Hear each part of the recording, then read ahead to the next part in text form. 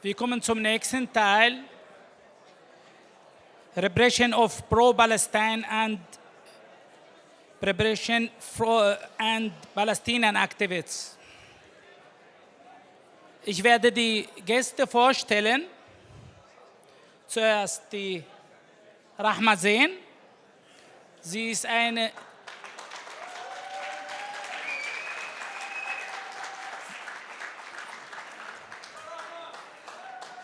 Sie ist die berühmte ägyptische Journalistin, Krisenreporterin.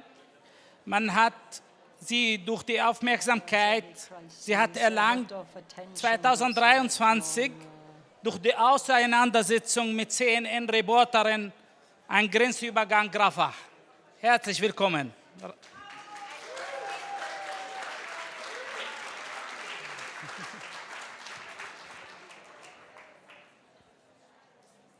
Der nächste, der Herr Wieland Hoban, ist Komponist und Autor und Vorsitzender der jüdischen Stimme für Gerechtigkeit, für gerechten Frieden. Auch herzlich willkommen.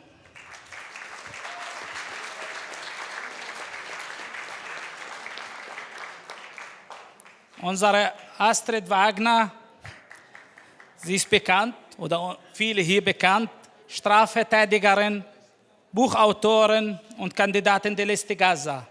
Herzlich willkommen.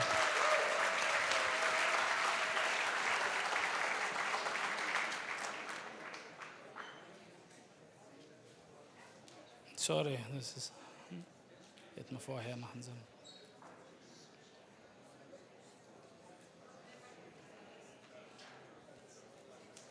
Der nächste Gast, die Frau Halper, amerikanische Komikerin,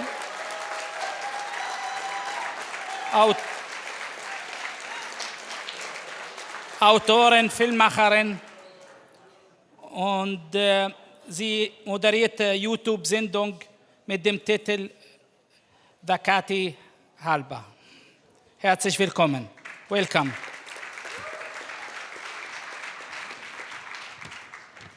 Ich werde demnächst dem Ronnie Barkan übergeben. Er ist ein israelischer Dissident, Mitbegründer vom Boycott from Within, Mitglied der Anarchists Against Wall and Palestine Action. Herzlich willkommen und ich übergebe es dir.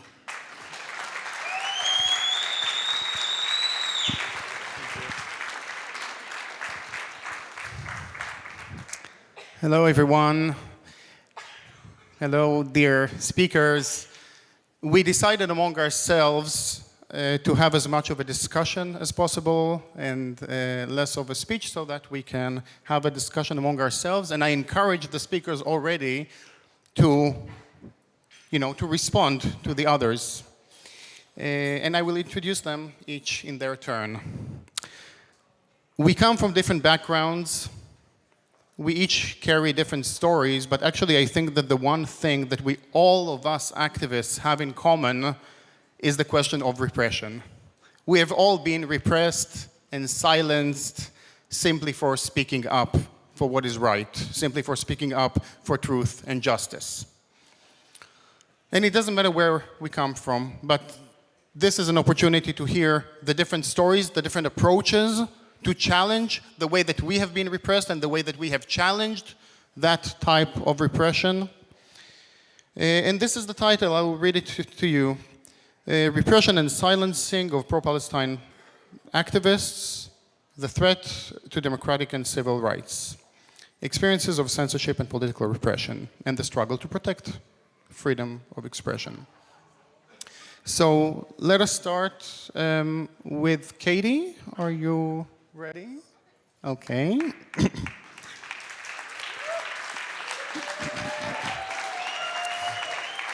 Katie Halper needs little introduction, is a journalist and filmmaker.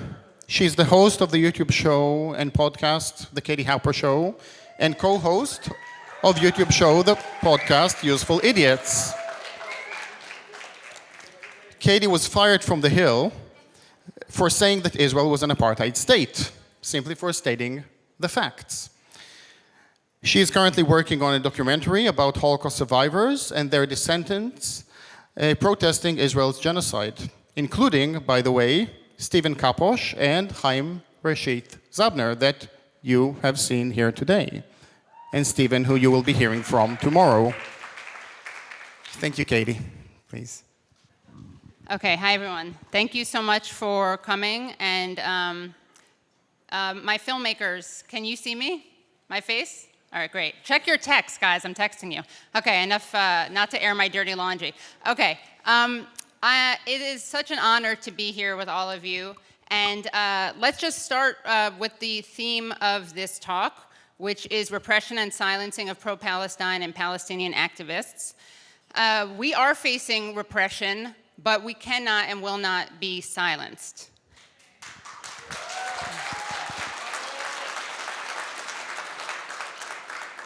The attempts to silence this movement have been nothing short of a spectacular failure. According to March Pew Research Center poll, in less than 3 years, the number of Americans with a negative view of Israel has grown to 53%. When you dive deeper into the numbers, it gets more interesting. About a third of Republicans and those who lean conservative under the age of 50 had an unfavorable view of Israel. It's now at half. And for progressives under the age of 50, that number is 70%. 70% have an unfavorable view of Israel. That these numbers have only grown in the last 3 years is a reflection of their failure to hide what is happening in Gaza and their inability to silence our movements. And it shows us that the attempt to smear people who are critical of Israel or who are anti-Zionists as anti-Semites is working less and less. They keep trying to do it, but it's failing because it's so transparent. Everywhere we look, there are signs of this. Success on our part and failure on theirs.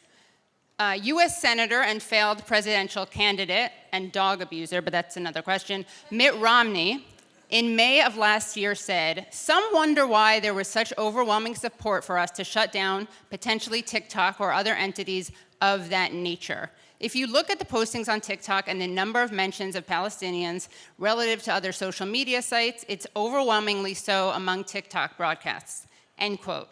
People remember how tumultuous the TikTok ban has been debated, and this is not silencing. A poll released in January by IMEU Policy Project and conducted by YouGov found that 29% of voters nationally who voted for Biden in 2020 and cast a ballot for someone besides Kamala Harris in 2024 say that, quote, ending Israel's violence in Gaza, end quote, was the top issue affecting their vote choice, with the economy a close second at 24%. This is also not silencing. We are clearly being heard. Unfortunately, being heard is not the same thing as winning. And speaking truth to power doesn't simply topple power, but we should be clear-eyed about our growing popular support and their failure to silence us. They tried to silence me. I was fired by a show called Rising over a monologue I wrote defending Rashida Tlaib and demonstrating that Israel is, of course, an apartheid state. When they refused to air my monologue, I pushed back. They responded by firing me, but they couldn't silence me. I made the video elsewhere and released it, and far from silencing me on this issue, I'm even more dedicated to the thing that got me canceled and fired.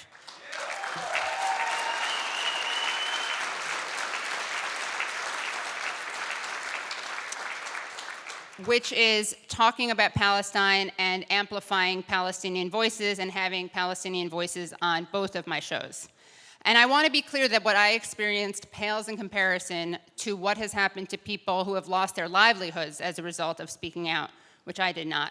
And of course, what journalists experience outside of Palestine pales in comparison to what happens to journalists in Palestine who are being systematically targeted. We all know about Palestinian-American journalist Shireen Abu Akleh, who was executed in 2022.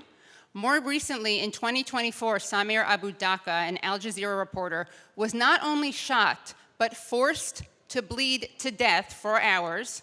He did not need to die. He was forced to bleed to death over the course of hours because Israel kept emergency crews at bay for hours. This is the most moral army in the world. This is the only democracy in the Middle East, and they prevented ambulances from reaching a journalist who was bleeding out to death. Israel knows exactly where people live, and they bomb them in their homes. Though not a journalist, the great Rafat al-Arir used his words, poetry, and teaching to expose the evils of Zionism. He wasn't killed in a random airstrike. Israel didn't bomb the whole building where he was staying. They limited their strike to his sister's apartment because they wanted to eliminate him in particular for speaking out. Though Israel and its defenders exploit the Holocaust to justify another Holocaust, they are happy to punish and repress Holocaust survivors and their descendants in whose name they claim to act and whom they claim to protect. As Ronnie mentioned, I'm working on a documentary about the Holocaust survivors and their descendants who say never again for anyone. The great late René Lichtman, who was a hidden child in Paris and whose father was killed fighting Nazis, started protesting the very museum he used to lecture at in Detroit, Michigan, because they refused to talk about Gaza. He was banned from lecturing there. He was also expelled from the Hidden Children's organization he helped found. Then we have Stephen Kaposch here with us. And a big round of applause for Stephen. Originally from Hungary.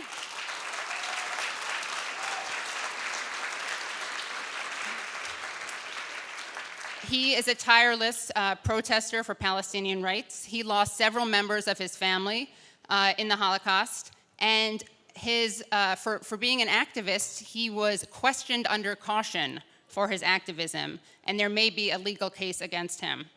Haim Bresheeth, who's here and one of the organizers, whose extended family was wiped out and whose parents narrowly escaped death after being in various concentration camps and death camps, was arrested and denied medical care for daring to say in a speech that Israel would not be able to defeat Hamas. Tony Greenstein has also faced repression and criminalization. These people are being repressed but not silenced.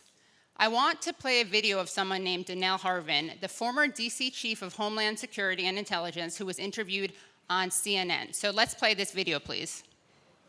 We see kind of a spectrum of individuals from nonviolent all the way to violent and those opportunists, right? So they will use all those other individuals as shields, as human shields to kind of throw Molotov cocktails or rocks or whatever and instigate. They may not even be from the community, often they're not. And they don't have a vested interest. Sometimes they don't even care about the cause. What we saw a little bit earlier, if you had seen some of the other footage, where there are individuals out there with Palestine flags saying free Palestine. So they're clearly not out there in regards to the immigration crackdown that you're seeing. They're opportunists. In every protest we see kind of a spectrum of individuals from nonviolent all the way to violent and those opportunists, right? So they will use all those other individuals as shields, as human shields to kind of throw Molotov cocktails or rocks or whatever and instigate. They may not even... Hello? Okay. Can you hear now? See, we won't be silenced. Okay. So for those who are having trouble hearing, that was an intelligence chief criticizing protesters in Los Angeles who are right now out on the streets fighting against the methods of ICE, who are kidnapping people and abusing people, and a lot of people have compared them to the Gestapo, and they say that they're using Gestapo tactics. So what this gentleman just said was that the protesters were using human shields, because that's a buzzword that people love to use about Hamas, even though the people who we know have used human shields and do use human shields are Israel. They're never mentioned, though. And also, he accused people who were there fighting for immigrant rights of being infiltrators and not really there for that cause, and his evidence of that was because they had Palestinian flags. So the irony is that he thought that by mentioning the Palestinian flags, he was exposing protesters and discrediting them, but really he was exalting them and praising them as understanding the connections between the Free Palestine movement and the movement for immigrant rights. And we are hearing the echoes of yesteryear, the boogeymans of the northern carpetbaggers ruining African Americans during the post-Civil War Reconstruction, of the outside agitators going into the South during the Civil Rights Movement, of the foreign Jews with their secret agendas and plots. Why? Why are we painted as opportunists, using people as human shields, as criminals? Because to acknowledge that the protesters in Los Angeles against ICE raids and that the widespread movement against genocide in Gaza are citizens with justifiable issues and concerns calls the whole racist colonial project into question. The Palestinians are the other. The illegal aliens, quote unquote, are the other. They are Mexican rapists, as Donald Trump likes to call them. As a Jew and as Palestinians, we're familiar with this othering.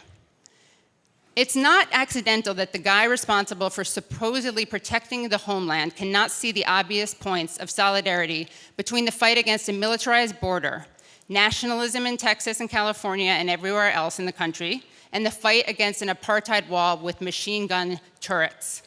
When you see the Palestinian flags billowing at the protests fighting ICE, it's hard not to recall the old Chicano organizing slogan. Chicano is a word for Mexican American.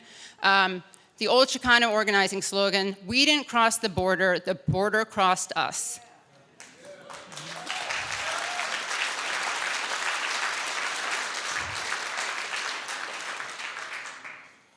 We can see these connections. ICE is ripping families apart. ICE, do you know what ICE is? ICE is immigration and what is it? You guys aren't even...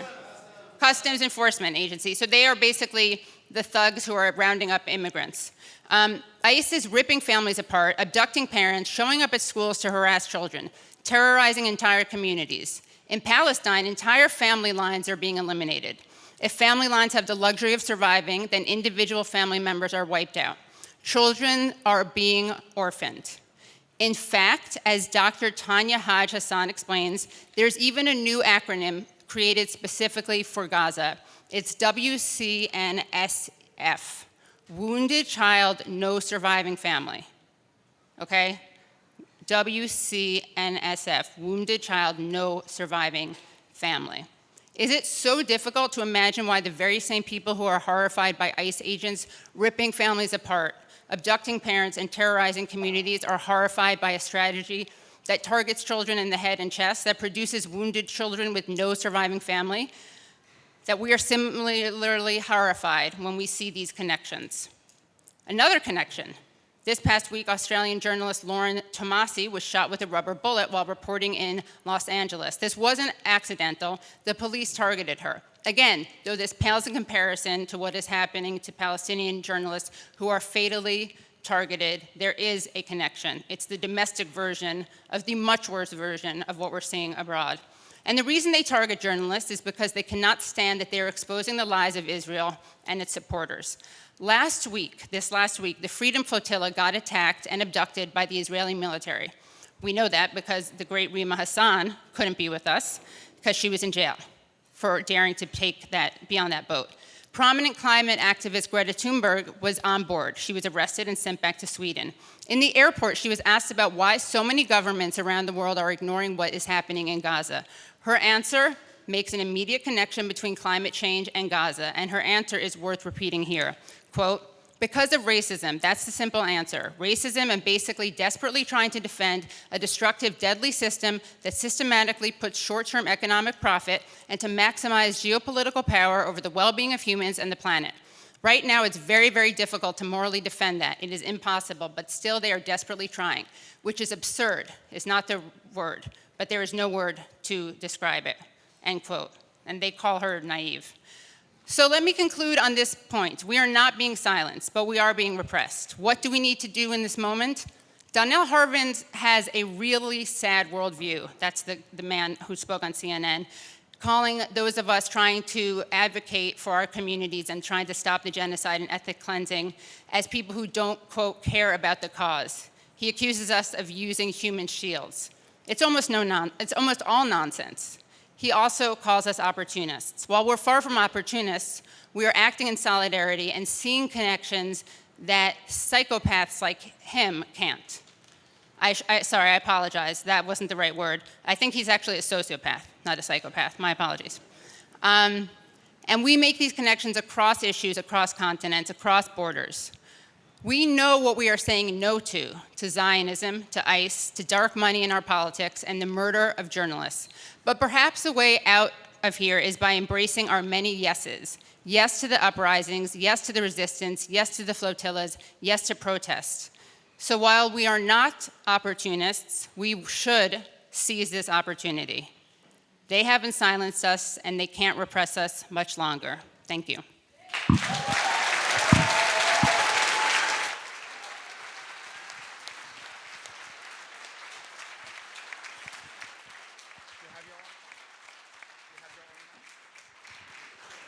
Thank you very much, Katie.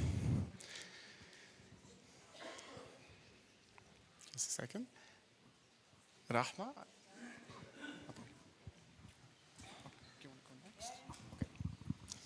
Okay, and I will introduce our next speaker, Rahma Zein. She is an Egyptian journalist with over a decade of experience in field reporting, public relations, and media strategy. She began her career as an investigative and crisis reporter for Egyptian television and private channel CBC, covering critical events during a period of significant change in the region. You may remember, Zein gained international recognition in 2023 for her viral confrontation with a CNN reporter at the Rafah border crossing, where she confronted the channel on the biased reporting that justified the ongoing Israeli war crimes. Please, Rahma.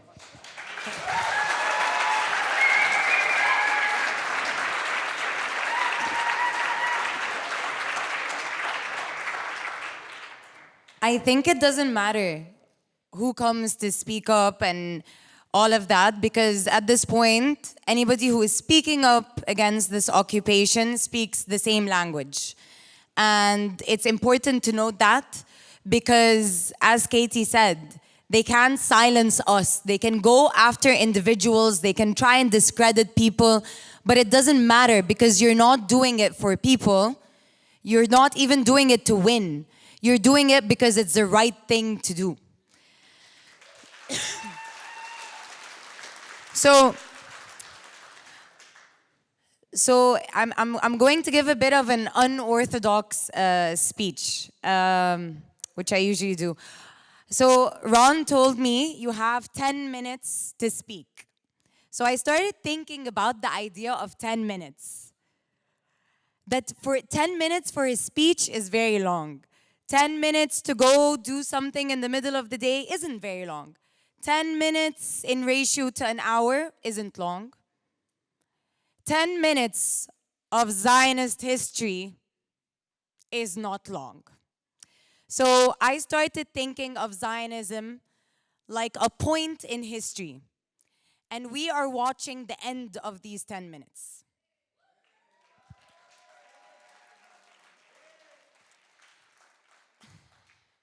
I will tell you another story.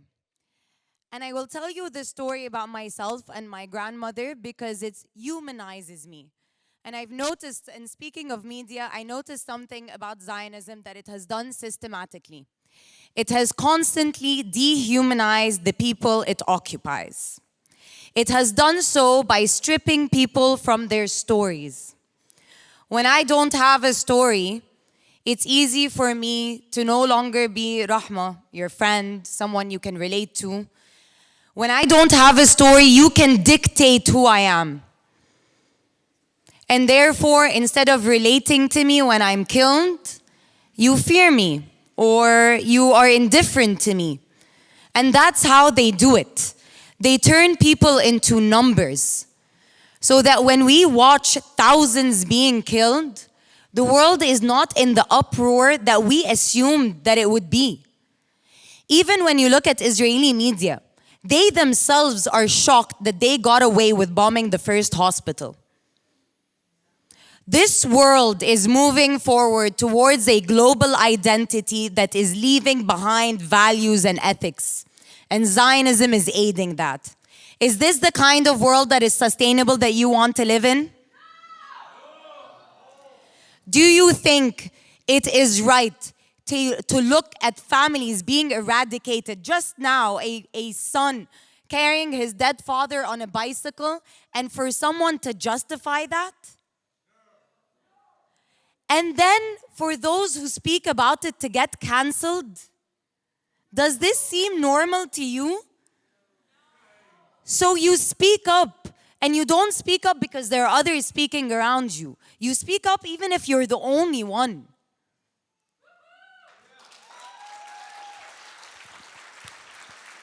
So I didn't tell you my story. My grandmother and I had a tradition. We called them sunset conversations. She's dead now, Allah yarhamha. But anyway, we used to have these sunset conversations. And we used to talk about everything from old Egypt to new Egypt. And she's the one that opened the topic of Egyptian Jews. And she used to tell me how harmonious it was, how beautiful it was. And she noted something very important. She's saying the region now is suffering for Europe's racism. It was dubbed the Jewish European problem. We in the region didn't have this problem. But Zionism has managed to make it a global problem. And if anything, I look at Zionism and I can't think of anything more anti-Semitic or anti-religion out there, because it is equating a religion, regardless of that religion, with a justification of a genocide and an occupation. But later on, you understand why this is the case. You understand why Zionism needs to feel like it was promised rather than it was stolen. Because think about it this way.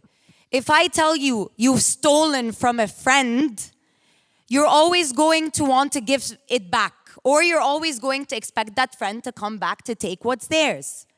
Is it not better and easier for me to tell you that this is the enemy and this is promised you, and at some point this enemy is going to come take what is yours?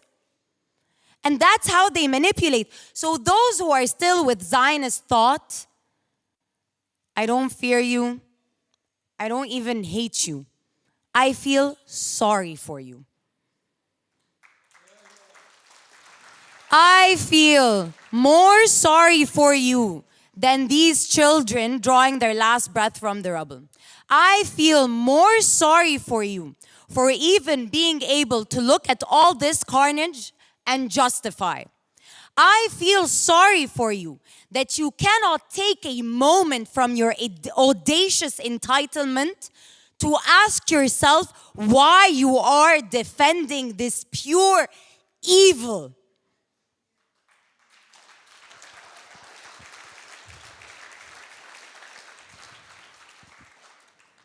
And though they've been exposed, they continue. Though they've been exposed, they continue to justify. Because the alternative is to realize that their whole identity and presence in this world is a lie. And so now, as we watch the end of those 10 minutes of Zionism, we have to be very cautious of liberal Zionism, because Israel is a big PR machine that quickly wants to change tactics, and quickly goes to revisionist history, quickly goes to its filmmakers and Hollywood and puppeteers to mouthpiece their new PR tactics. Because all their PR tactics have fallen in a mere 2 years, when people woke up to see what Zionism actually is. Simply colonialism, simply occupation.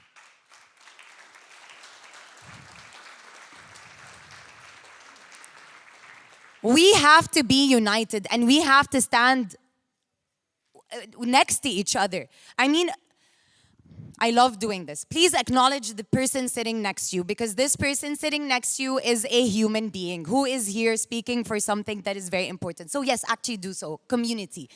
Community is important. Community is very important, because when someone loses a job, you can call someone to get a job. When someone their restaurant is threatened for putting a pro-Palestine sign, here we feel safe because we're all speaking that one language. But we should be able to feel safe speaking this language wherever, whenever, because you are speaking up for humanity.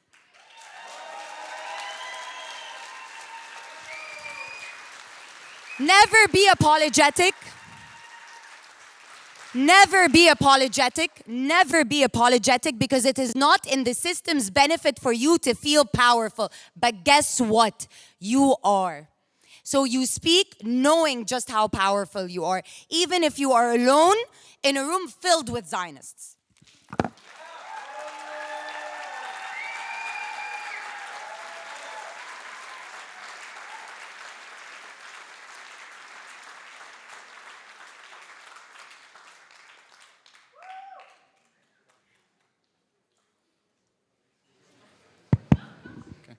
Thank you, Rahma.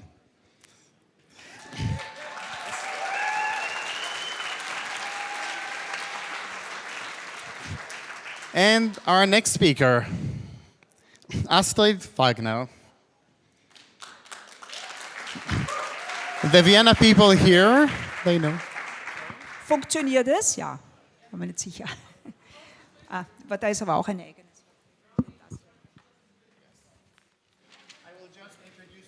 Ja, man hört aber schon, gell? Ja, ja, verstehe schon. Danke.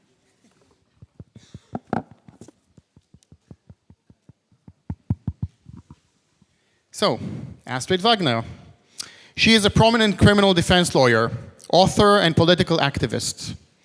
In addition, and she does many things, in addition to her legal representation, which includes high-profile cases, she co-founded the Citizens Initiative, More Rights for Animals.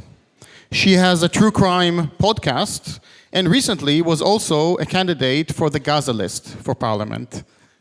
Please. Danke, danke für die tolle Vorstellung. Also, sogar mein Podcast wurde erwähnt. Danke. Ja, also ich möchte heute sozusagen aus juristischer Ebene ein bisschen so beschreiben, was wir hier in Österreich auf juristischer Ebene erleben, weil ja wir zumindest ja, seit Oktober 2023 spätestens anhand der Erfahrungen unserer Klienten und Klientinnen die massiven Repressionen selber sozusagen miterleben, die Repressionen gegen Menschen, die sich eben gegen Apartheid, gegen Kolonialismus, gegen Völkermord und eben auch für Gerechtigkeit und Menschenrechte einsetzen. Und ich möchte es eher jetzt so auch von den praktischen Beispielen herbringen, ja, weil gerade an der Praxis kann man ja dann schließen sozusagen auf eine Systematik. Einleitend ist es so, das Ganze hat seinen Anfang genommen, also seinen juristischen Anfang, mit einem, ich sage es jetzt mal, höchst ungewöhnlichen, ja, wenn nicht fragwürdigen Erlass auf höchster Ebene. Das Bundesministerium für Justiz hat im November 23 einen Erlass herausgegeben. Also ich muss dazu sagen, ich bin auch schon 40 Jahre in dieser Branche, sowas hat es eigentlich in dieser Form noch nie gegeben. Und dieser Erlass verpflichtet die Staatsanwaltschaften zu Ermittlungen. Die Staatsanwaltschaften sind gezwungen zu ermitteln wegen eines sogenannten Anfangsverdachtes des Straftatbestandes der Gutheißung terroristischer Straftaten, und zwar wegen folgenden Satz, der immer wieder, hat auch eine lange Geschichte, da könnte man einen eigenen Vortrag machen, also von verschiedenen Akteuren ist dieser Satz verwendet worden. Das ist dieser berühmte Satz, "From the river to the sea, Palestine will be free." So, wer diesen, ja, so soll es sein. Ja, das Bundesministerium für Justiz in diesem Erlass sieht es ein bisschen anders. Die meinen, es ist ein Anfangsverdacht da und es muss ermittelt werden. Es muss ermittelt werden, alle Menschen, die diesen Satz sagen, egal wo, bei welcher Gelegenheit, wenn der Satz öffentlich gesagt wird, dann ist ein Strafverfahren einzuleiten. Also das Wichtige ist, die Staatsanwaltschaften müssen das. Also es kann kein Staatsanwalt sagen, das mache ich nicht, so ein Blödsinn, das ist ein harmloser Bürger, der hat doch mit Terrorismus überhaupt nichts am Hut. Nein, das wäre dann Amtsmissbrauch, der muss eben ermitteln.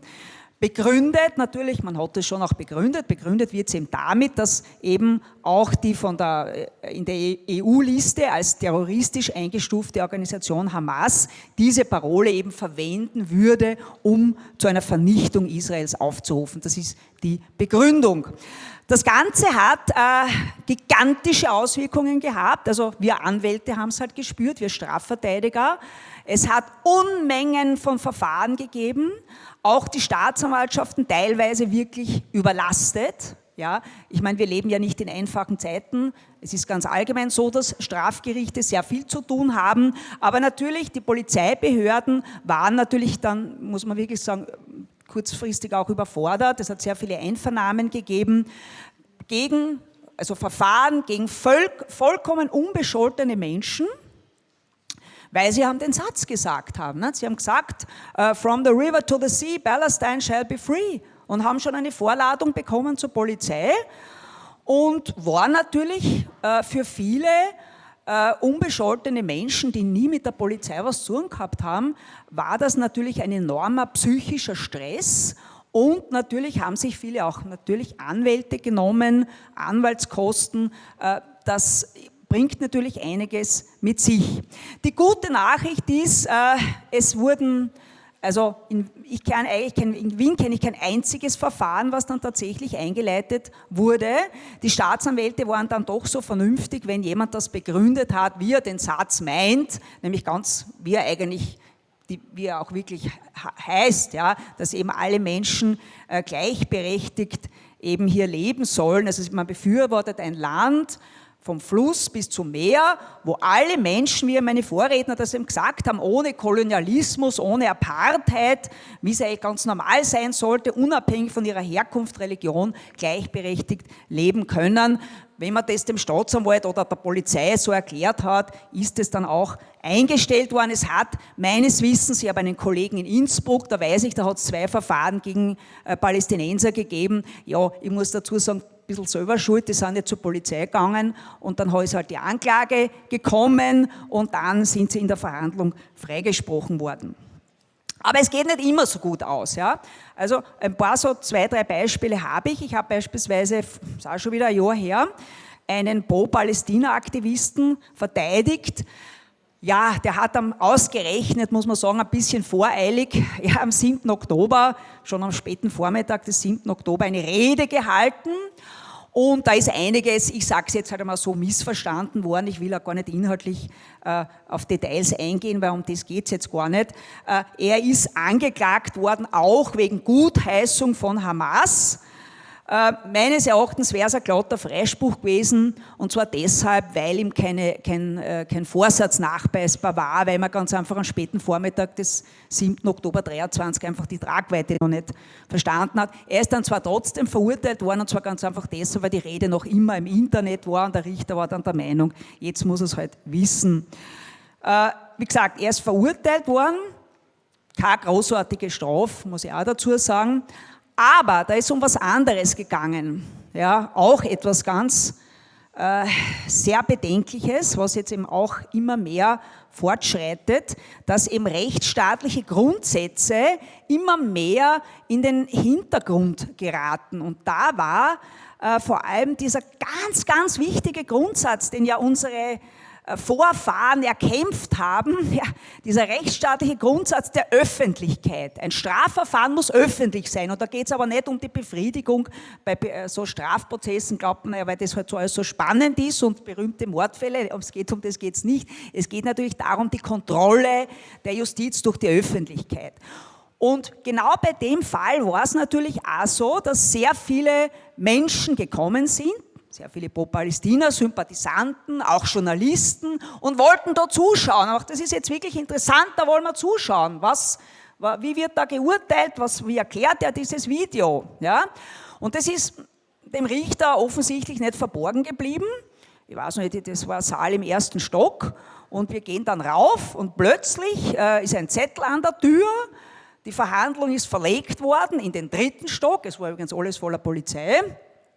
Und das war ein ganz kleiner Saal plötzlich. Ne? Dann, gut, also da haben nämlich genau 12 Leute nur mehr Platz gehabt. Na gut, die Journalisten haben einen Platz ergattert. Die Polizei hat vor der Tür Wache gehalten, dass ja keiner mehr reingeht. Ja.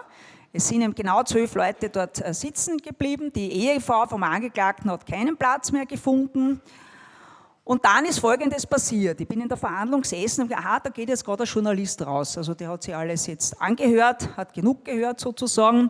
Eigentlich war es ein Fotograf, ich kenne ihn sogar, der ist rausgegangen. Und er dachte, gut, da kommt jetzt der Nächste rein. Wollte auch so, ich habe es dann auch erfahren, es ist dann von einem Fernsehsender, ein Journalist, wollte dann hineingehen.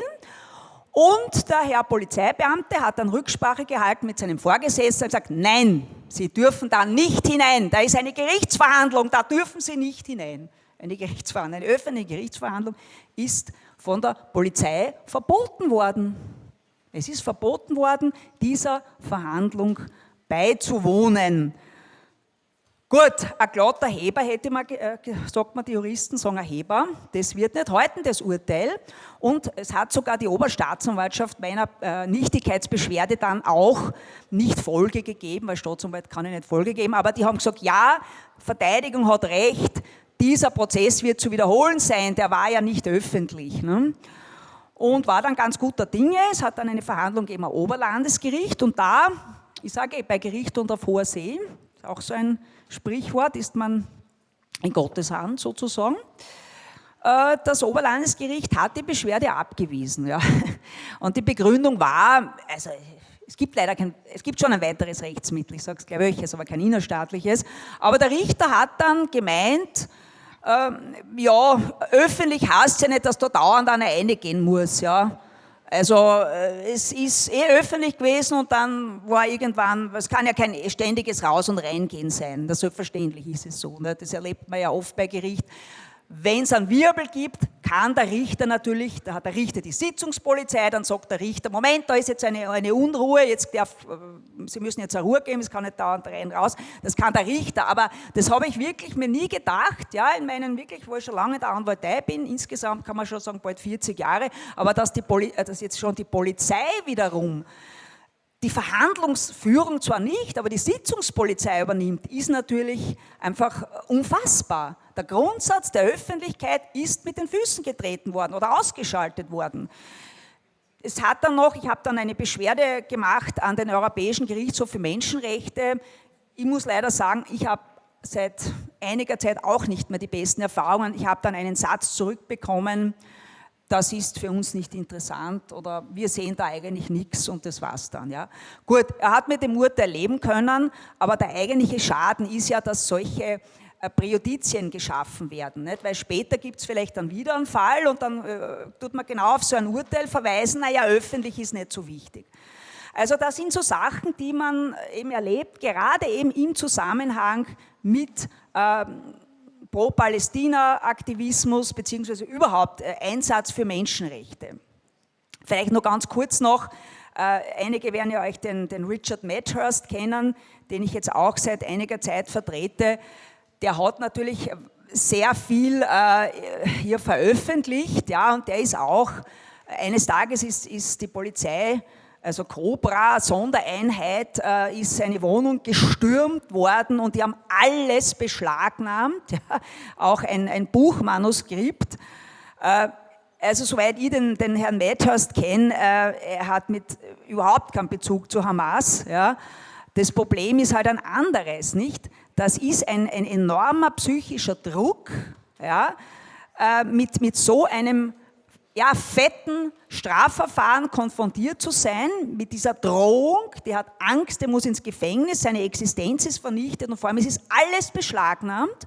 Und ich habe auch mit der Polizei gesprochen, weil es auch so viel ist und die haben mir gleich gesagt, ich sage Ihnen gleich, also vor Winter haben wir gar nichts, der kriegt da nichts zurück, der kann sich jetzt gedulden, der kriegt irgendwann einmal im Winter vielleicht seine Unterlagen zurück. Ja. Und das sind eben diese Sachen, dass diese Verfahren an sich ja schon so eine Belastung darstellen. Ja.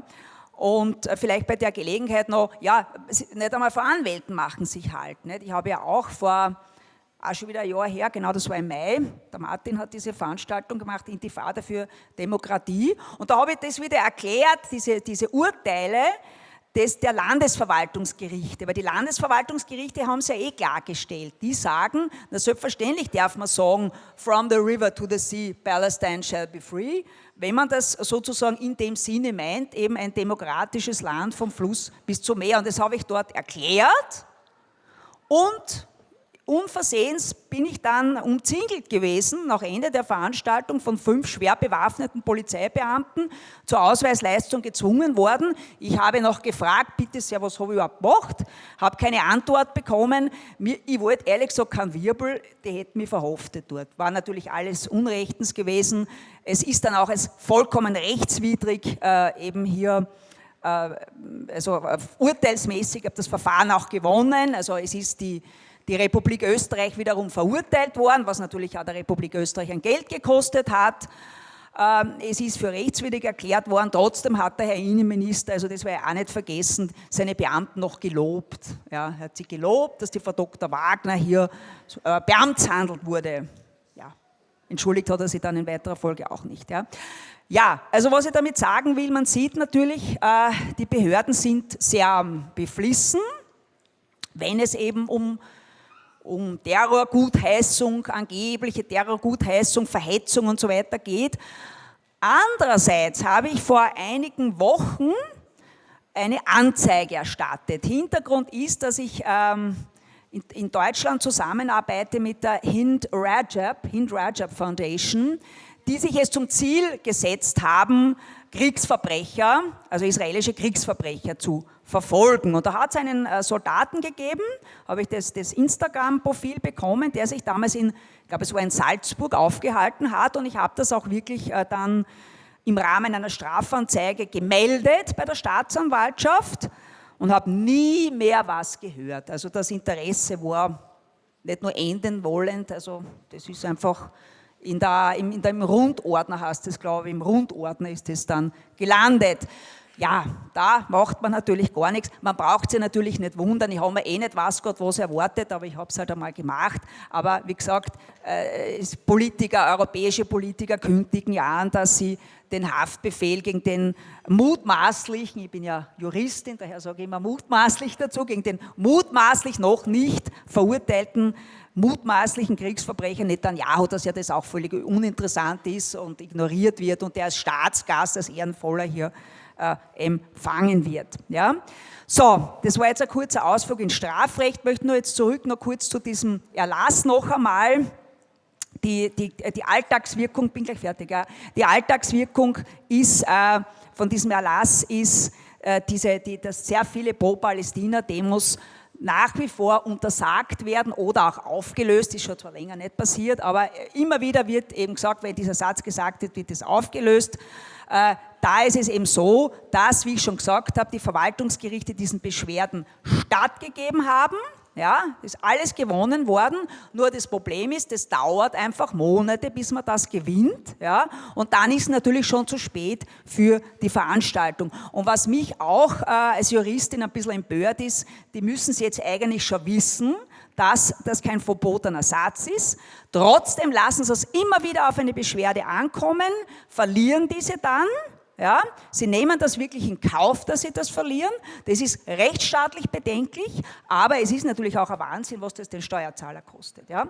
So, daher zusammengefasst, ich sehe natürlich, oder viele meiner Kollegen sehen rechtsstaatliche und demokratische Grundsätze wie vor allem Recht auf Meinungsfreiheit, Grundsatz der Öffentlichkeit von Gerichtsverfahren, zusehends durch repressive Erlässe hier gefährdet. Übrigens, ganz zum Schluss, weil du gesagt hast, Liste Gaza, möchte ich eines noch sagen, es hat ja Koalitionsverhandlungen gegeben vor ein paar Monaten, also bevor diese Regierung da zustande gekommen ist, das möchte ich schon noch anbringen, wo ich ganz entsetzt war, wo ich wirklich glaubt habe, wo bin ich jetzt hingelandet, ja. Nein, das war tatsächlich so, die österreichische Volkspartei, unter Anführungszeichen Volkspartei, ja, hat hier gefordert, in einem Geheimpapier, was aber dann der Öffentlichkeit zugespielt wurde, die Möglichkeiten, dass man politische Parteien verbieten kann oder dass man die Möglichkeiten eines Verbotes sozusagen erweitert. Und da wurde wirklich als Beispiel von Parteien, die eigentlich verboten gehören, jene, wo ich auch Spitzenkandidatin war, die Liste Gaza genannt. Ja, die Liste Gaza, eine absolut demokratische Liste, die sich für Menschlichkeit und gegen Völkermord einsetzt. Und da gibt es Kräfte, die so etwas verbieten wollen. Ja, eines möchte ich nur sagen zum Schluss. Ja, das ist jetzt was nicht-juristisches, nein, nur was das nicht-juristisches. Das gesellschaftliche Klima hat sich wirklich verändert. Vor ein paar Wochen war ich bei einer Hausärztin, die hat ein wunderschönes Palästina-Bild mit Blumen, also Blumen-Palästina-Bild. Und tatsächlich Blockwart-Mentalität ist bereits angezeigt worden wegen dem. Also wie man sieht, beginnt sich das gesellschaftliche Klima dadurch zu vergiften. Damit bin ich schon, wollte eigentlich gar nicht so viel reden, aber man tut das immer ein bisschen unterschätzen. Danke für die Aufmerksamkeit. Ja.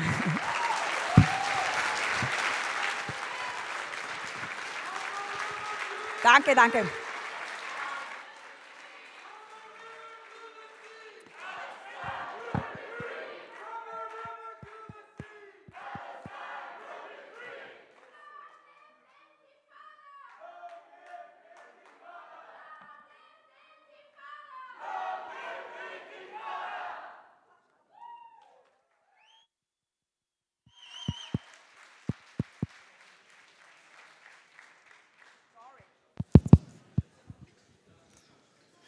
Thank you. And finally, for our last speaker, Wieland Hoban. Wieland is a composer, translator, and author. He's chairman of the German-based activist organization, Jewish Voice for a Just Peace in the Middle East. His book, German Apartheid Politics, was published in 2024. Please, Wieland.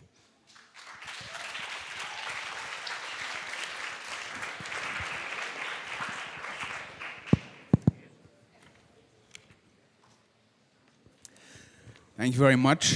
It's, I think you all know, it's a very special occasion, something that's long overdue, and I think it's clear that every passing day increases the urgency of defeating Zionism. So may there be as many such events as necessary.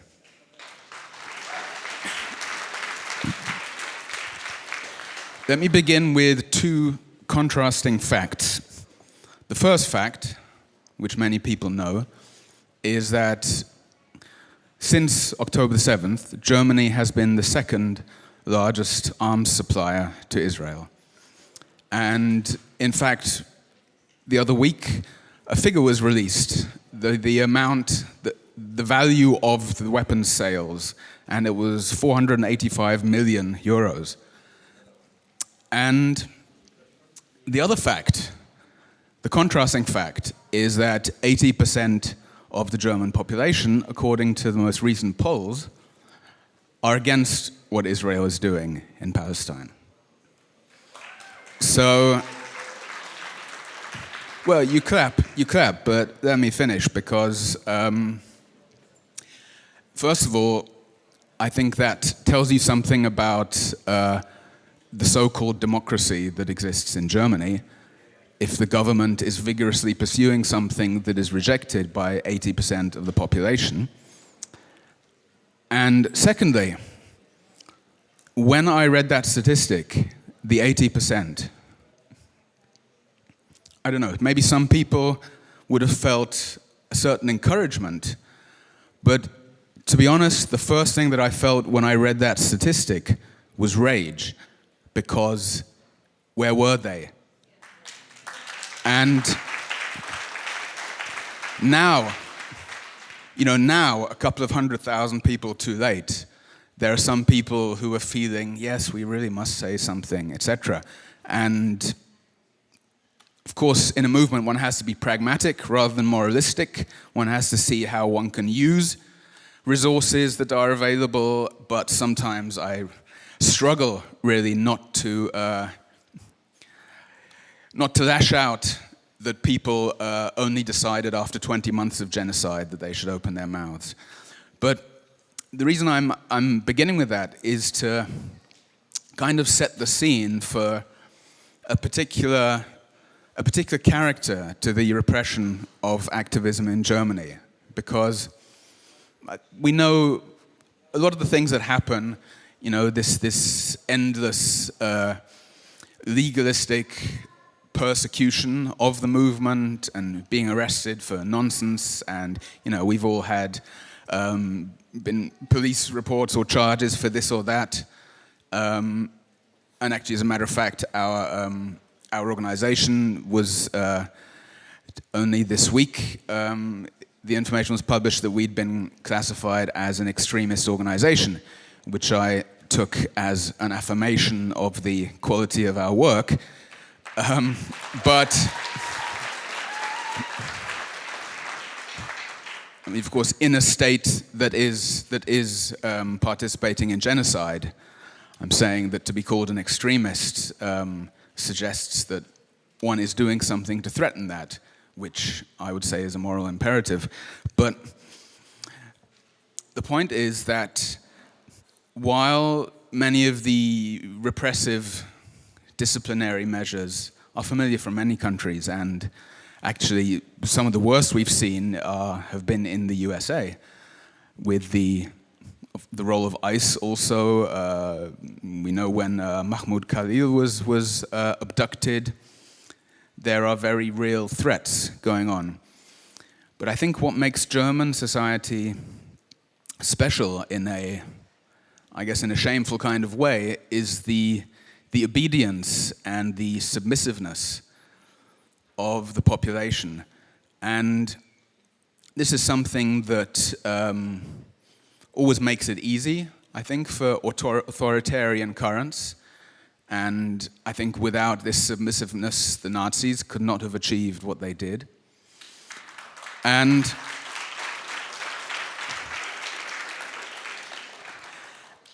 in the repression of Palestine activism, a certain approach has revealed itself in the way the authorities try to confine and restrict and punish also activism. And it's a kind of fakery of the law. It's actually where the very concept of what the law is blurred, and so that you might be at a demonstration, and because there are always, in Germany there are all these regulations, you're told, okay, for this demonstration, here is a list of the slogans you may or may not use, you're not allowed to burn flags, etc., and this has to be read out before every demonstration, sometimes in both German and Arabic, because there are, of course, many Arabic-speaking participants. And many of us have had rather arbitrary arrests where we'll be told, we're being detained for this or that, and you think, well, where is the criminal relevance of what you're saying?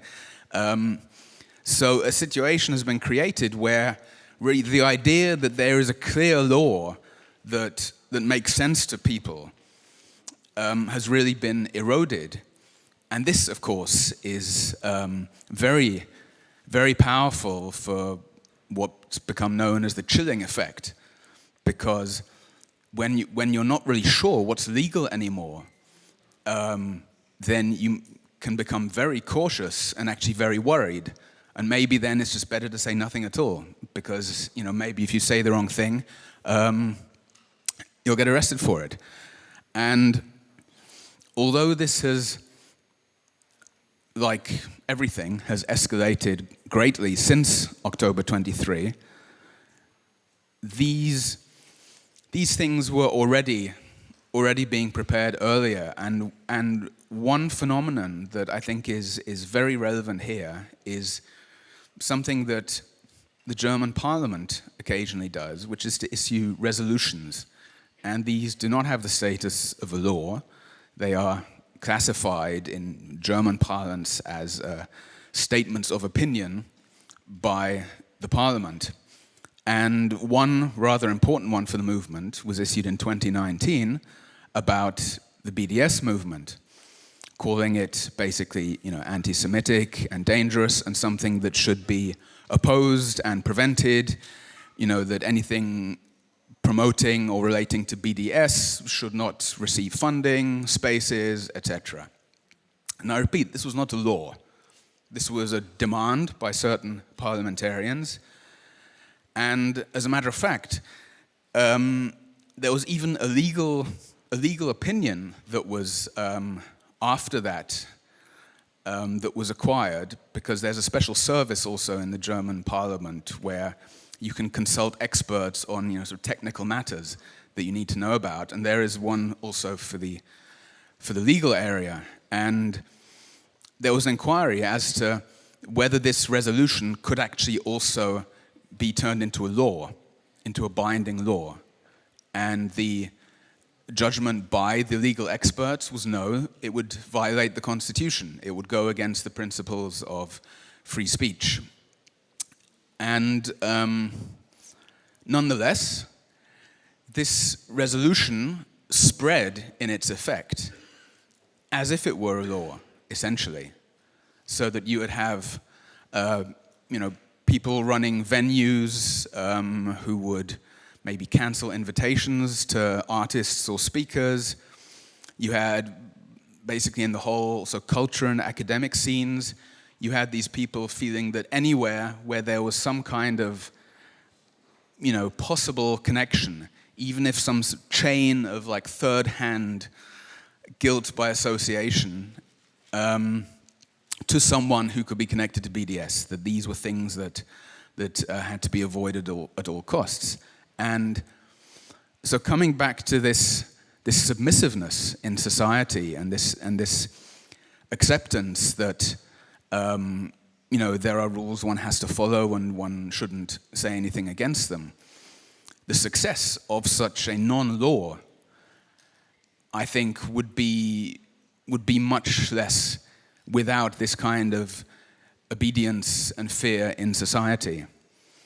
And more recently, there have been further resolutions claiming to be about anti-Semitism. Of course, we know what is usually meant when people are claiming there's anti-Semitism.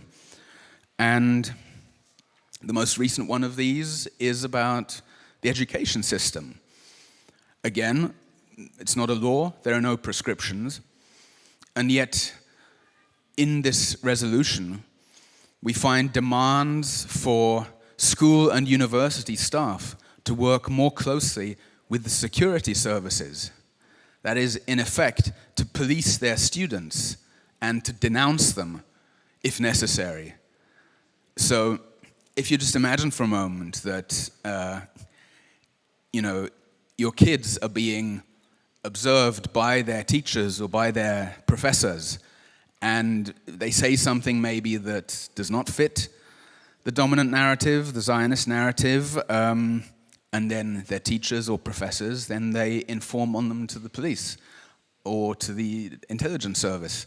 This is what the Zionist lobby is trying to achieve. And I think it's very important also that these texts, they're not secret, they're not classified documents. These are things that anyone can read, they're freely available. And that's very important for their effect, because people have to know about this in order to fear it.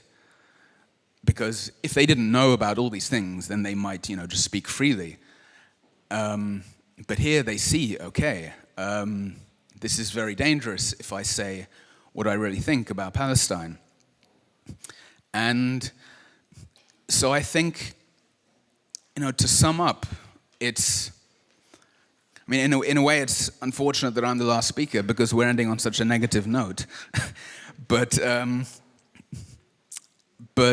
what's happening in Germany is, it's particularly shameful, I would say, because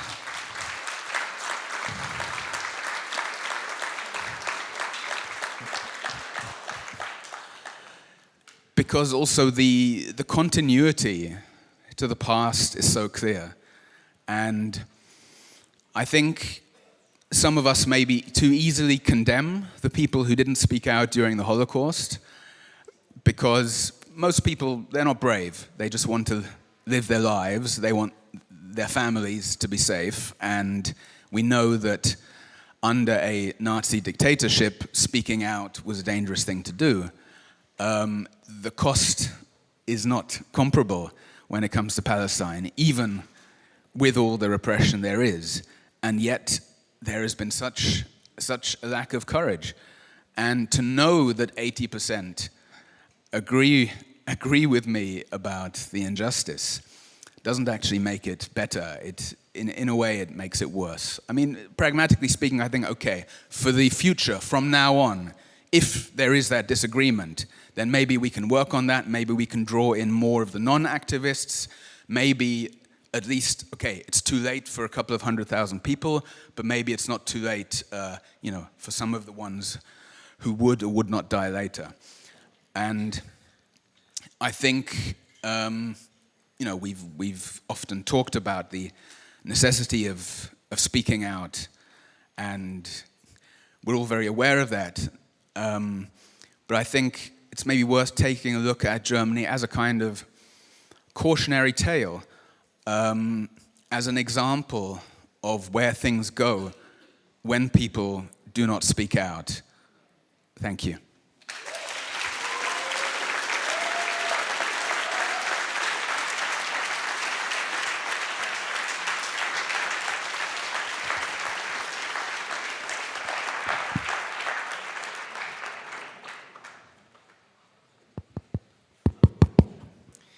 Thank you. We have limited time for discussion, but I'd like to take this opportunity to raise this theme of, okay, it is difficult enough to speak when the state tries to silence us, but when there is a crackdown against activists, and this is happening in Germany, it's happening in other places, and now also in the US.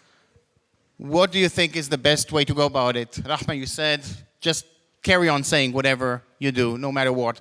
The land of the Arab Spring, the people of Egypt, how do you do this in Egypt, basically? How do you speak up for Palestinians in a place like Egypt? Can you hear me? Okay, usually my voice is already loud. Okay, so interestingly enough, sometimes the issue isn't with the people. I got fired from my job, which is fine. It was a sucky job. But anyway, the point is, it wasn't actually in Egypt, it was elsewhere. Whether it's in Egypt, whether it's in... That's the thing, they celebrate you once they're done with you, once they've discredited you. No one speaking up is gonna get a pat on the back. The issue for me isn't the ones that I expect to try and get me cancelled, because these people, I don't give a fig for them. They're again, like I said, I feel sorry for them. You fire me, I'm just gonna find something else. I find problems with people within the movement who start nitpicking one another, who start having ego with one another. I always, man. You're not a hero for saying killing kids is wrong. That's normal. You know what I mean? And like, I don't know, my mother is very Egyptian. I always laugh at this. She started from the get-go. She told me, you're nothing. But it was actually very empowering, because I started working on what is in my capacity. Okay, I have a certain limitation, be it my passport, be it where I am, but I don't bog myself down thinking of what I can do. I also don't bog myself thinking what he's not doing or what she's not doing. I also don't bog myself down thinking, what's she gonna say about me? I need to say this in order to appease this person. This person is gonna think of you 5 seconds and move on with their life. Also, when you're in a problem, this person is not gonna come visit you in jail. You know what I mean? Okay. So you start doing things, especially because there is an issue now. We are maneuvering as a grassroots movement in a stateless setting. No one is telling Katie, oh, I think you should do this. It's Katie, based on her analysis and her experiences maneuvering. Rahma, Ron, you know what I mean? So be kind to one another. And please, put ego aside. Us speaking up now, it's not heroism, it's human.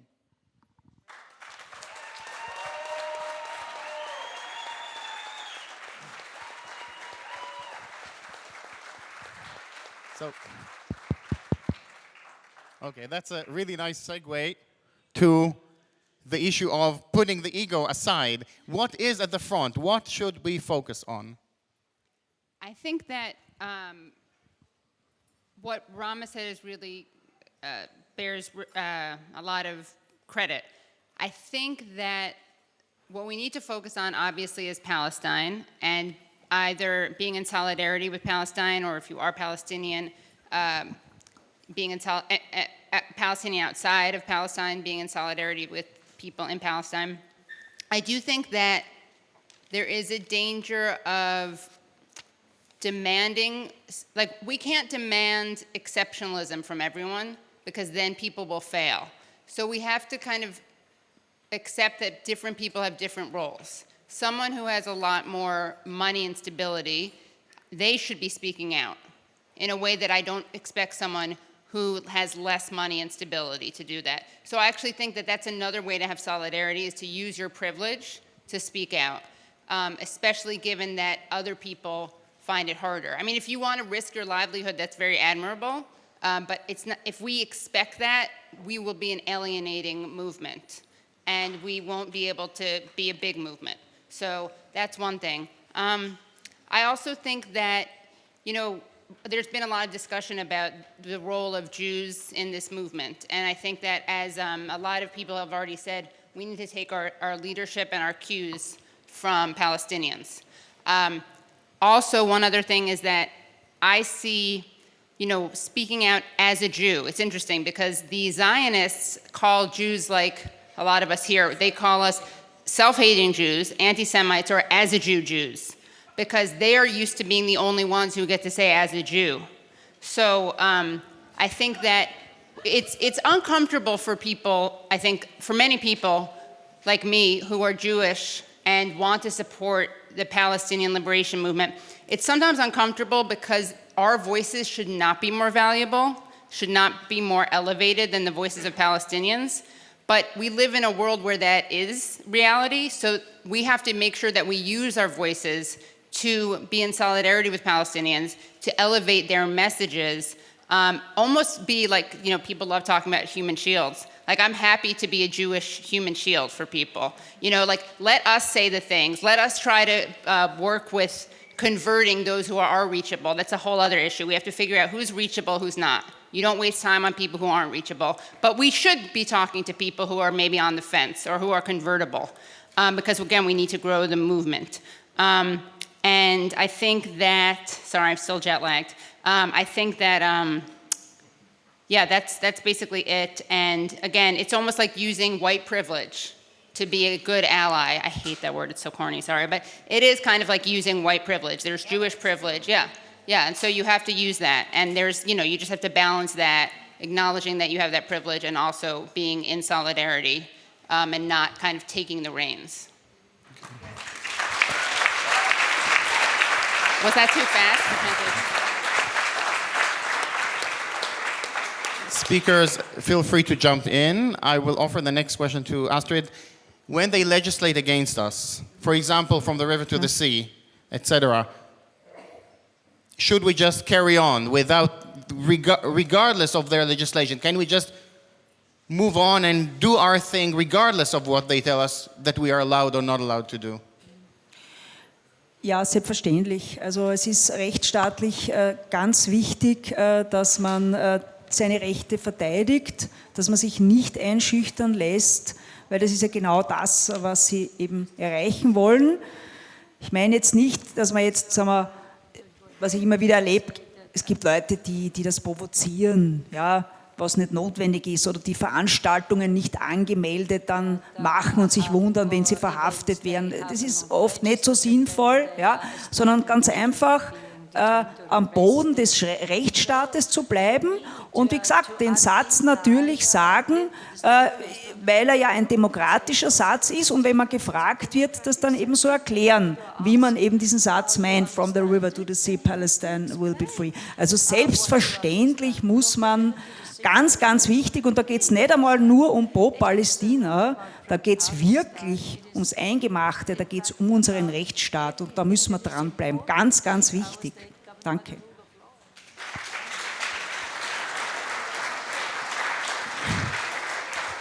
And the same in Germany. Basically, people get arrested for red triangles, for saying this or that sentence. How do you offer that we challenge that?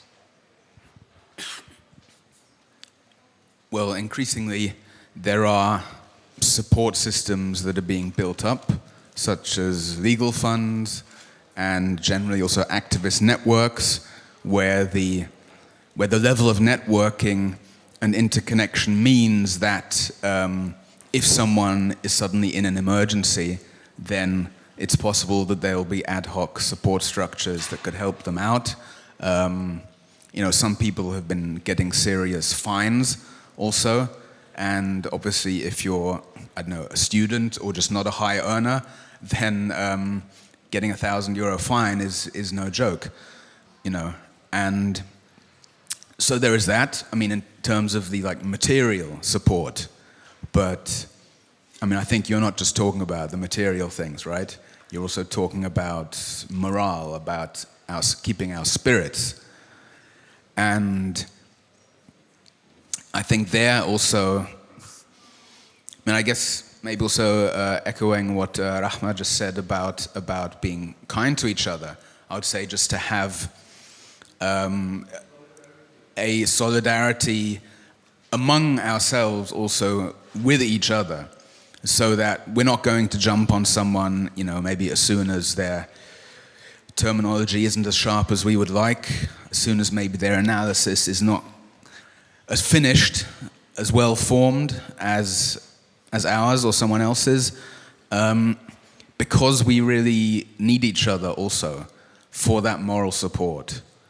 And so that element, I think is just as important as any kind of material support.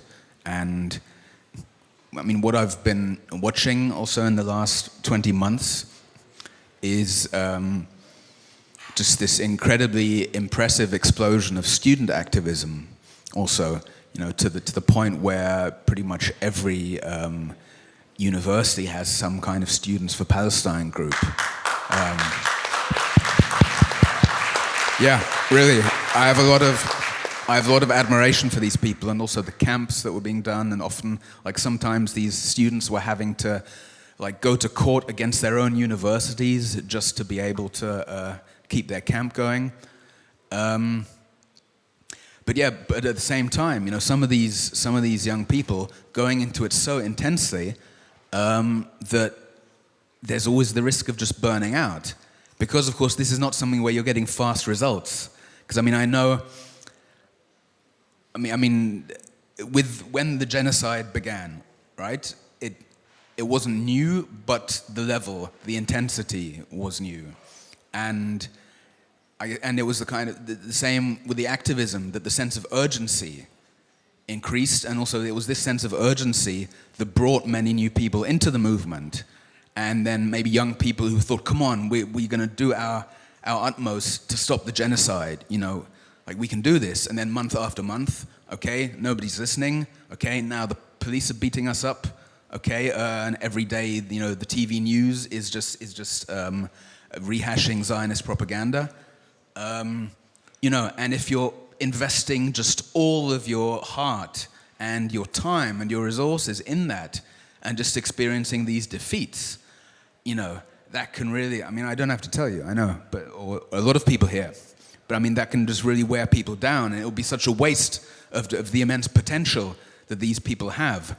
And that's why some of this just mutual, care and reinforcement, and some people maybe get upset more easily, and some get upset less easily. So maybe those who are upset less easily can, look after a bit more of those, who do, and just these sorts of things, which I think are kind of common sense within a movement, but because the intensity of the situation and just of people's state, both emotionally and politically, has made everything a lot rawer. And I think a conflict that maybe would have been fairly minor in previous times, maybe about some political detail or about how to organize certain things, could explode into real animosity just because the stakes are high and because you're thinking, come on, there's a genocide. You know, we can't be fucking around with weak terminology here.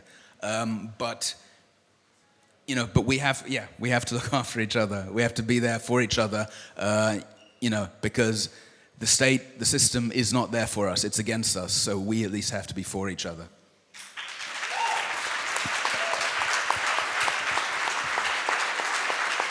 Yes. I will echo that I've seen that wherever there is crackdown and wherever there is more and more repression on the one hand and the extreme situation that is happening in Palestine and elsewhere, the more that people step up, the more that they get engaged, the more that they actually put themselves on the line because of the urgency of the situation. But that also requires a real support network among us. So be kind to each other. Do we have questions from the audience? Then do we have people with a microphone, please? Yes.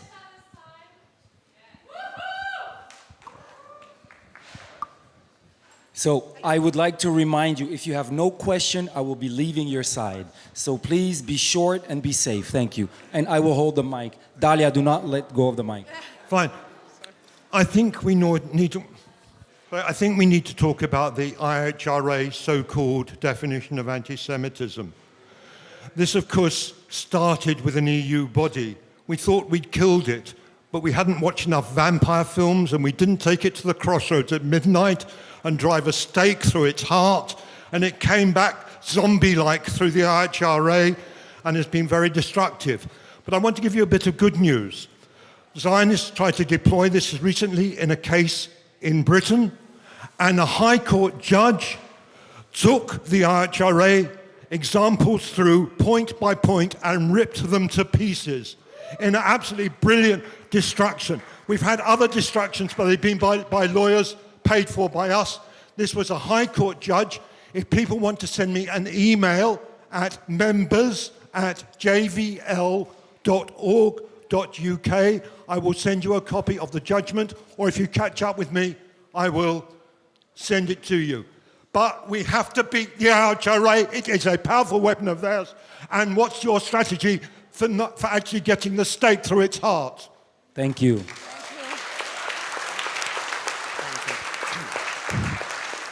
Ja, ich hätte eine Frage an die Juristin. Astrid?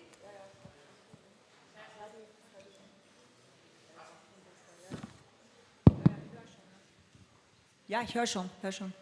Ja, meine Frage ist, also ich komme auch aus Deutschland und meine Frage ist, wie kann man juristisch vorgehen, wenn der Kanzler extra den Netanyahu einlädt und ihn garantiert, dass in Deutschland nicht verhaftet werden soll? Das ist eine sehr gute Frage. Danke. Wir sammeln mal die Fragen. Ja. Danke. Kann ich nachdenken. Hi, I'm Bea. I come from München. I'm part of a group called Academics for Justice. I had a question regarding the German environment, because I agree with everything that has been said. It's been terrible the last year and a half. I was just wondering, I come from Italy and I always really admired before the previous year and a half how Germany always dealt with its past towards the Jewish community.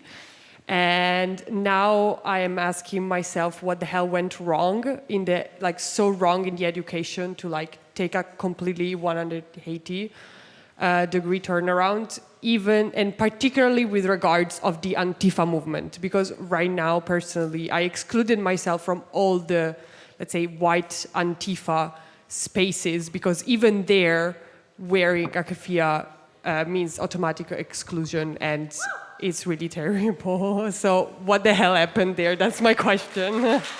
Thank you so much. What happened to Antifa?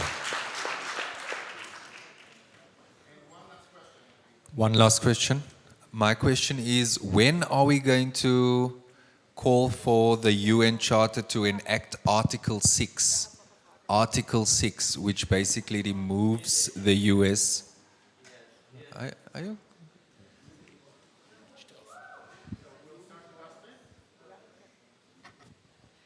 Keep it short, please. I'll hold the mic, thank Zu you. dieser Frage der Verantwortlichkeit. Ja. No, you cannot. I'll be going. Nope, nope, nope, nope. Oh, you do? Okay, go ahead. Okay, I'll start again and speak much louder. So my question is, when are we going to enact the UN Charter Article 6, which basically states a member of the United Nations which persistently violated the principles contained in the present charter may be expelled from the organization by the General Assembly upon the recommendation of the Security Council. We were speaking a lot about laws. When are we going to make them come alive? When are we going to own them?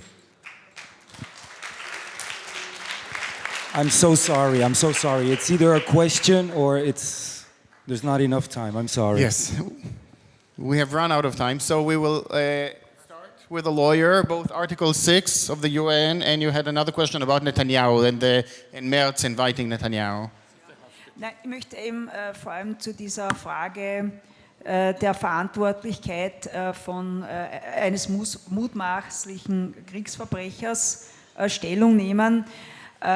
Meines Erachtens ist schon möglich, also wäre schon zu erwägen hier, ich kann jetzt ja nur vom österreichischen Recht sprechen, es gibt ja auch im österreichischen Strafrecht, also nicht nur im internationalen Strafrecht, den Tatbestand des Völkermordes, sondern er ist auch im österreichischen Strafgesetz. Ich weiß ehrlich gesagt den Paragraphen nicht auswendig, ja, aber im österreichischen Strafrecht gibt es eben auch den Tatbestand Völkermord, ist übrigens der einzige Tatbestand, ist ganz interessant, der nur mit lebenslang bedroht ist. Also sonst gibt es ja auch bei Mord 10 bis 20 Jahre oder lebenslang, also doch eine gewisse Spanne, aber wer den Tatbestand des Völkermords begangen hat, der ist mit einer lebenslangen Freiheitsstrafe zu bestrafen und man kann ja eine Straftat nicht nur sozusagen selber begehen, sondern eben auch, es gibt auch den Beitragstäter. Ne? Und da könnte man natürlich argumentieren, aber das ist jetzt im Rahmen dieser Diskussion schwierig, aber es ist einmal andiskutiert, dass man solche Menschen natürlich, die eben beispielsweise den Netanyahu empfangen, gutheißen und überhaupt die Rolle deutscher Politiker, dass hier schon Beteiligungshandlungen am Völkermord natürlich denkbar sind. Und es ist ja immer wieder schon erwähnt worden, dass möglicherweise hier nicht nur israelische Politiker zur Verantwortung zu ziehen sind, sondern eben auch amerikanische oder europäische Politiker. Also ich sehe hier schon Möglichkeiten des Strafrechtes hier vorzugehen. Ja. Aber warum war es im Falle Urban möglich? Ungarn. Naja, es ist immer so, wo kein Kläger, da kein Richter, nicht? Also wenn das keiner anzeigt, passiert auch nichts. Ich meine, natürlich sind sind Straftatbestände auch von Amts wegen wahrzunehmen, nur wenn eben niemand was tut, keiner setzt ein Strafverfahren in Gang, dann passiert nichts. Aber es könnte jeder Bürger eigentlich hergehen und eine Anzeige erstatten, wobei der Herr Orban natürlich kein Österreicher ist. Also das ist ja dann in Ungarn. Ne? Ja, das wäre dann Ungarn. Aber wie gesagt, das möchte ich schon festhalten. Vielleicht stellt sich diese Frage noch einmal, ob nicht doch auch andere Politiker hier auf die Anklagebank gehören, wegen Beihilfhandlungen. Ja? Okay. Final sentences, final words from the other speakers. It was also mentioned here that Antifa is basically being taken, is hijacked by this European racist discourse. You can comment on that. They also mentioned the IHRA and the false conflation of Zionism and Judaism. I'll do the IHRA question, if that's cool. Yeah, I would say that, you know, one of the ironies is that all the people who call anti-Zionist Jews anti-Semitic are themselves perpetuating anti-Semitism every single time that they conflate anti-Zionism and anti-Semitism. And that's one of the ironies of these people who claim to represent the interests of Jews and the safety of Jews and are obsessed with Jewish safety. So something like the IHRA is something that conflates anti-Zionism with anti-Semitism. And again, that is such an anti-Semitic supposition and premise because it perpetuates the dual loyalty trope, and it also suggests that all Jews are a monolith who are loyal to Israel. And it's something that, of course, isn't true, and it's weaponized. And the irony, though, is that much like Israel doesn't care about the hostages, none of these people actually care about anti-Semitism or the safety of Jews. They just care about the political project of Zionism, and they care about certain Jews, the ones that they say are the good Jews. And so I think that's an important thing to remind people of, and that every single time someone pretends that anti-Semitism is anti-Zionism, they're revealing either ignorance or that they're liars.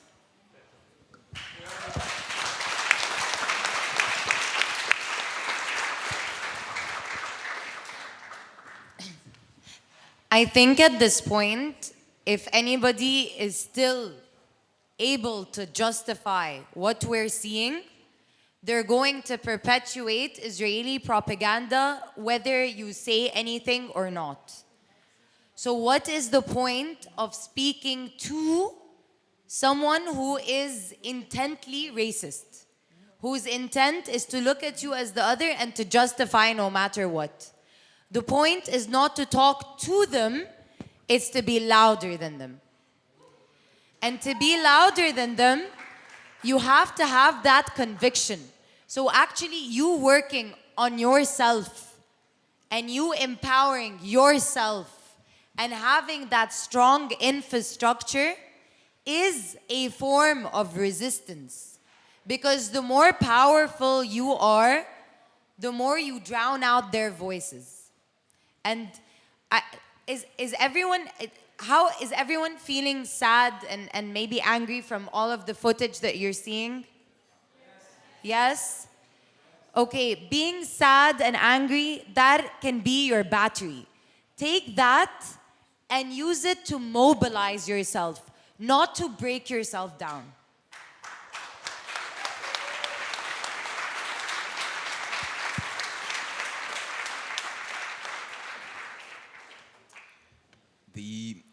The whole discourse of Zionist propaganda that is mobilized against us relies often on just very basic and obvious lies that only take on power because they're repeated so often. And, whether it's saying human shields or Hamas base in a hospital or whatever, so that actually sometimes just pointing out simple facts and pointing out that certain things are just lies and have never been shown to be true can actually be remarkably effective. Or also when you're challenging certain narratives that just rely on tropes, like, in Germany, something that the Zionists often try to use is against one of the slogans that you hear often at demonstrations, which is child murderer Israel. And I think it's a fair description of a country that has killed, at the very least 20,000 children in the last 20 months, and probably about twice that much.